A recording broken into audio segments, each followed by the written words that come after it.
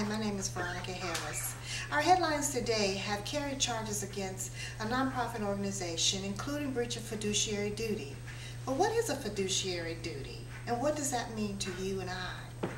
About a decade ago, our American corporations experienced their largest scandal when charges against Enron and WorldCom also included breaches of fiduciary duty. In both cases, there was a misappropriation of funds. But in our cases today, it's not necessarily about funds as it is care.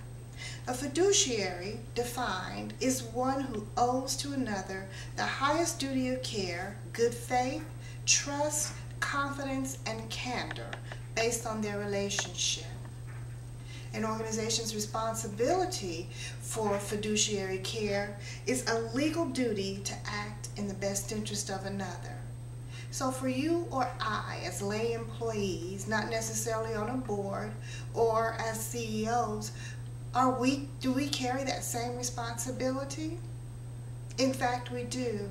In 2005, there was an act which stated for publicly traded companies that there should be safeguards put in place so that people's rights were not violated.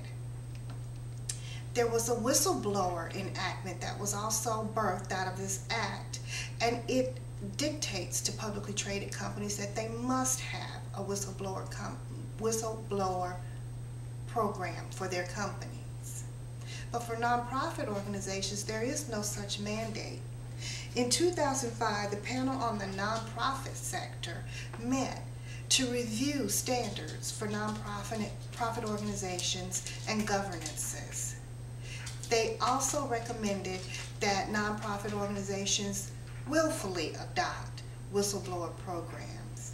So for you or I, who might not be persons in major roles in our corporations, but where we see that there is some type of indiscretion among employees, we're protected, but it also gives us an avenue where we can report such indiscretions to line managers. These types of governances allow corporations to actually handle indiscretions internally before they make it to headline news. So for you and I, the question is, are we actually our brother's keeper? And in review of recent events and recommendations, the answer to that question is yes.